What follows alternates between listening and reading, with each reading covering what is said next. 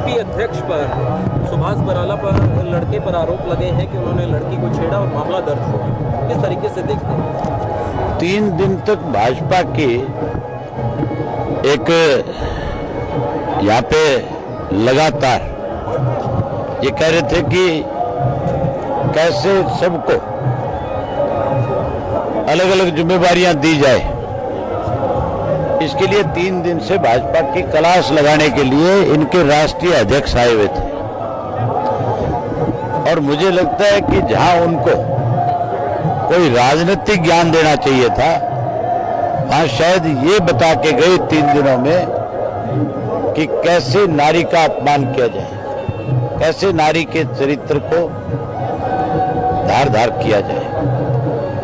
जिस किस्म से आज सुभाष बराला जी के बेटे पे आरोप लगा है, मुझे लगता है कि इन लोगों का पेशा है।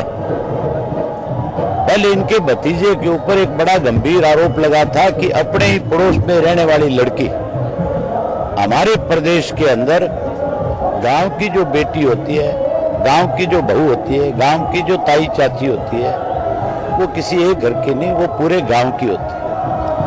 हम अपने गांव की बेटी को अपनी सगी बेटी और बहन से ज्यादा मान और सम्मान देते हैं। इन्होंने तो उस गांव को भी अपमानित किया, बदनाम किया। उस मामले में भी सरकार ने लगातार 2 दिन तक उस लड़की को करनाल में रख करके, पुलिस कस्टडी में रख करके, उस पर दबाव डाल करके उसके बयान करवाई। पहले इसके भतीजे ने किया, अब इसके बेटे ने स्वयं ने किया। अगर थोड़ी सी भी नैतिकता है तो तुरंत इस्तीफा दे देना चाहिए, और इस्तीफा नहीं, राजनीति से भी संन्यास ले लेना चाहिए। राजनीति छोड़ करके, हमारा प्रदेश छोड़ करके कहीं और चला जाना चाहिए। ये अपमान कोई केवल और केवल भारतीय जनता पार्टी का नहीं है, ये हमारे पूरे प्रदेश का अपमान है कि एक जिम्मेवार व्यक्ति का बेटा किस तरह से रात को 12 बजे शराब के नशे में एक अकेली लड़की की आबरू पे हाथ डालने का काम करता है। ऐसे लोगों के खिलाफ सख्त कार्रवाई होनी चाहिए। ऐसे लोगों को कहीं भी राजनीतिक तौर पे कोई संरक्षण नहीं देना चाहिए। लेकिन मैं ये नहीं मान सकता कि भाजपा के लोग या ये स्वयं इस्तीफा देगा या भाजपा इससे इस्तीफा ले लेगी। कहीं ना कहीं भाजपा इसको बचाने में सरकार अपनी तरफ से पूरा जोर लगाएगी। हमने आज फैसला लिया, कल रक्षाबंधन है और रक्षाबंधन के दिन हर बहन अपने भाई से ये उम्मीद करती है कि वो भाई हमेशा के लिए केवल उस धागे से नहीं, उस धागे से एक संबंध बनाती है कि तेरी एक बड़ी जिम्मेवारी है, जहां कहीं भी मुझे कोई अपमान मिलेगा उस अपमान का रोकने के लिए, उस अपमान को से मुझे बचाने के लिए तुझे मेरी रक्षा करनी होगी। हमने आज हमारे स्थापना दिवस पे उन युवाओं को इस बात की शपथ दिलाई है कि जिस लड़की को जिस ढंग से आज सुभाष बराला के लड़के ने अपमानित किया, उसके लिए तुम एक के घर में जाओ, लोगों को जागृत करो, इन भाजपा के लोगों की पोल खोलो और उसके साथ साथ बड़ा प्रदर्शन करके डिप्टी कमिश्नर के माध्यम से इस बात की मांग करो कि ऐसे लोग जो हमारे प्रदेश पे कलंक है, इन लोगों के खिलाफ कार्रवाई हो।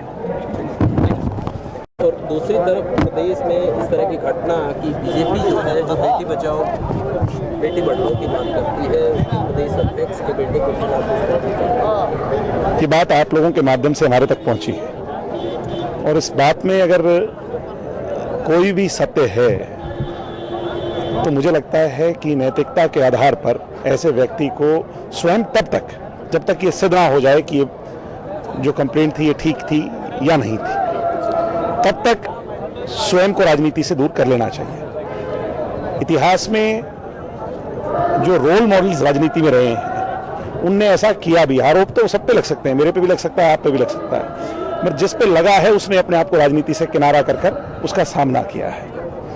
तो अगर आज इन पे ऐसा आरोप लगा है तो स्वयं इनको राजनीति से हाई मोरल ग्राउंड सेट करने के लिए और हरियाणा प्रदेश के भविष्य यानी नौजवान को एक आईना दिखाने के लिए करना चाहिए।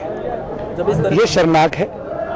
और इनका पीछे भतीजे का मामला भी सामने आया था, कुछ इसी तरह का मामला था। अब ये सामने आया है, ये अनकल्चर्ड है और ऐसे लोगों की राजनीति में जगह, मैं समझता हूं अगर ये सत्य है तो नहीं है।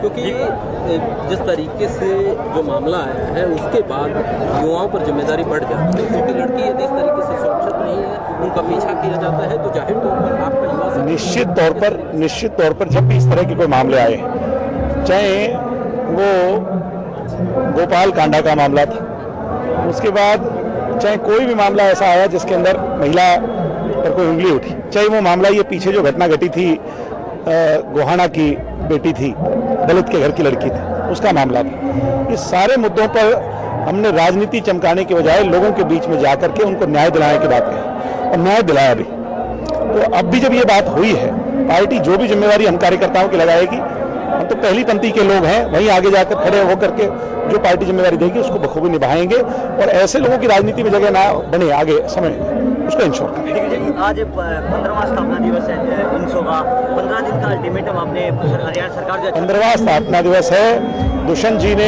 15 दिन का अल्टीमेटम सरकार को दिया है। 20 तारीख तक सरकार फैसला नहीं लेगी तो 21 तारीख को आज हम मुख्यमंत्री खट्टर को बता रहे हैं कि हम हरियाणा के तमाम विश्वविद्यालयों पर ताला जड़ देंगे, चोको ब्लॉक सिचुएशन कर देंगे। फिर हमें कोई अराजक कहे या ये कहे भाई ये तो गुंडे हैं, तो गुंडागर्दी कर रहे हैं। आज आप मीडिया के लोग जो चौथा स्तंभ है, कम से कम इस बात को समझें और हमारी भावनाओं की कदर कर इस सरकार के कानों तक इस आवाज को पहुंचाने का काम करें कि ये बार बार हम लव लेटर ऑफ सरकार को नहीं लिख सकते। हम जयप्रकाश नारायण के पथ पर चलने वाले, चौधरी देवीलाल की राह से सीखने वाले लोग 5 साल इंतजार करेगा, दिग्विजय कॉलेज से बाहर चला जाए तो यूथ में चला जाएगा। मेरे से अगली जनरेशन मुझसे पूछेगी कि दिग्विजय तूने रहते हुए क्या किया, तो मेरे पास उसका जवाब नहीं होगा। अगर इमरजेंसी से लड़ाई राम मनोहर लोहिया की सोच पे नहीं लड़ी जाती तो फिर चौधरी देवीलाल सरीखे के लोगों से लोग पूछते कि तुमने क्या किया। तो इसलिए खट्टर साहब अब इसको प्यार से होने वाला मामला ना समझे, मैंने जैसे कहा लव लेटर ना समझे, अपनी आंखें और कान खोलकर हमारी मायूसी को हमारी कमजोरी ना समझकर इस पर फैसला ले लें, हाँ या ना। 20 तारीख से 21 तारीख से बड़ा आंदोलन होगा और ये एक दिन का नहीं होगा, ये अनिश्चितकालीन आंदोलन होगा। चाहे हमें भूखे प्यासे आमरण अनशन पर भी बैठना पड़ जाएगा, तो हम यूनिवर्सिटियों को ताला जड़कर बंद कर कर, क्योंकि स्टूडेंट डेमोक्रेसी नहीं होगी तो फिर एक बहुत बड़ा क्वेश्चन मार्क है भविष्य के नेताओं पर। और हरियाणा में इस बात की बहुत बड़ी कमी नजर आ रही है, क्योंकि पूंजीवाद अगर जितना हरियाणा में बढ़ा पिछले 10 सालों में, उतना शायद दूसरे प्रदेश में नहीं बढ़ा। इसलिए टू एंश्योर कि कल के नेता जो हैं वो जड़ों से उठ के आए, कॉमर्शियल ना हो, सोशल हो, तो इसके लिए तय करना है कि हमें ये चुनाव करवाने हैं। चुनाव कब होंगे, क्योंकि सरकार तो बैकआउट कर गई, हमें अब लड़ाई लड़नी पड़ेगी और लड़ाई आर और पार की होगी। खट्टर साहब, लड़ाई आर और पार की होगी। हमें अब रामविलास शर्मा जी की एश्योरेंस नहीं चाहिए, हमें किसी मंत्री की एश्योरेंस नहीं चाहिए। हरियाणा का मुख्यमंत्री मनोहर लाल खट्टर जी, जब तक आप आके 20 तारीख तक इस बात को नहीं कहोगे तो फिर 21 से तैयारी करो। इस प्रदेश के अंदर एक बहुत बड़ा आंदोलन, और 77, 87, 2013 ये 3 बड़े आंदोलन पोस्ट रेवोल्यूशन हुए हैं। ये कहीं रेवोल्यूशन का हिस्सा ना हो। ये जो गणेश जी आकर बहुत बड़ी बड़ी बातें कह करके गए रोहतक में, तो ये सारी बातें यहीं की यहीं ना रह जाएं, क्योंकि आपने इस देश के लोगों को धोखा दिया, मोदी जी ने, प्रदेश में खट्टर के सरकार ने दिया। तो अब नौजवान छात्र जो है वो अपनी लड़ाई लड़ने के लिए तैयार हो। आज इनसो के स्थापना दिवस पर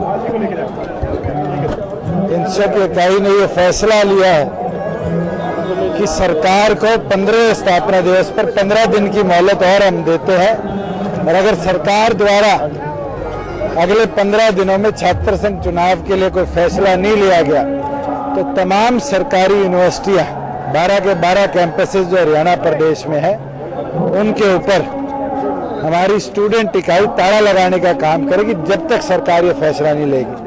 और हम यहाँ सरकार को चेतावनी भी देते हैं कि सरकार 1.5 साल से इस कमेटी को जो 6 महीने की मोहलत दी थी एक्सटेंशन दिए बिना इस मामले को टाल रही है।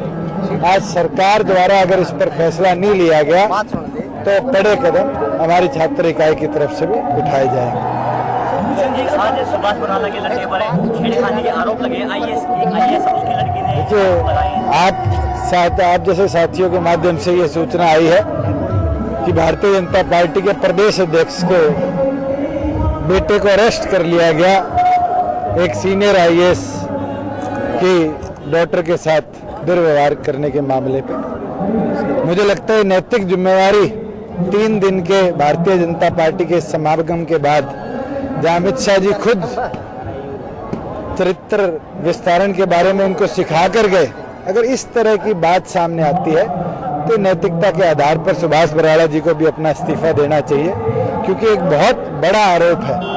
और अगर अरेस्ट कर लिया गया है तो मुझे लगता है कि इससे निंदनीय बात भी नहीं होगी कि एक और पर तो इनके चरित्र को सुधारने के लिए बात कही जाती है और दूसरी ओर पर इस तरह का चरित्र भारतीय जनता पार्टी का सामने आता है। दूसरी जी, जब बीजेपी सरकार आई थी तो उन्होंने वायदा किया था जो गाय के ऊपर हम एक कानून लेके आएंगे, लेकिन अभी तक वो कोई कानून गाय को लेकर नहीं बना है। हालांकि संत गोपाल दास ने एक जो मर्द गाय सांड था वो, देखिए जिस तरह का गाय के प्रति कदम सरकार द्वारा उठाए गए, ये वो लोग हैं जिनके घर में भी गाय नहीं है और आज ये लोग गाय की बात करते, इससे निंदनीय कोई बात नहीं।